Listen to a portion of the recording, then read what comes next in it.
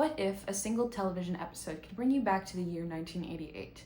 Not through the dialogue or through costume design, but through the music. I think one day, a series put out in 2024 by Netflix can do just that. Because there are 11 syncs in this episode alone, I'll just be picking my favorite to share with you guys and kind of dive into.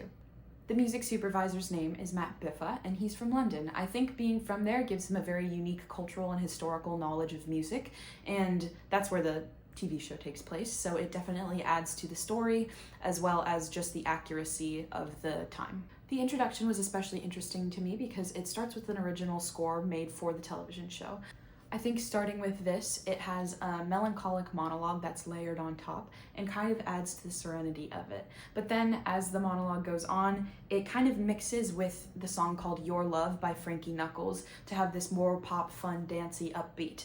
And I think the way that they mixed it together was just so perfect and it matched the scene completely. Then, in a more romantic tone, Love in a Car by the House of Love starts playing, and I think it set the tone really well with this 80s alternative rock.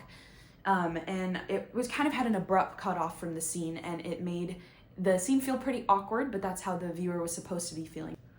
Then comes my favorite sync of the entire television series, Love and Affection by Joan Armatrading. This plays at an especially interesting moment. I think there's a lot of awkwardness going on between Dexter and Emma as Emma kind of fumbles for this cassette tape and puts it into the player, and she rewinds until she hits this song. This awkward moment kind of immediately transforms into a romantic because of this romantic ballad. Once Love and Affection ends, we kind of get a more folksy kind of vibes from Nick Drake's Saturday Sun. Then the next two songs are much more fun, upbeat electronica rock with Rip It Up by Orange Juice and Temptation by The New Order. The New Order is probably one of their more popular songs on this, so I assume they had to pay a little bit more to license this if they weren't pulling from a catalog alone. The final sync that I'm going to talk about is These Days by Nico. I think this was a great incorporation and it fit the narrative very well. Overall, I think the series does a really great job of having those recognizable songs as well as more niche ones. One Day is one of my favorite television shows and one of my favorite soundtracks of all time. I think that music supervisor Matt Biffa did a really fantastic job with it,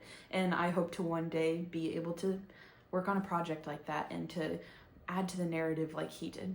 Okay, thank you, bye.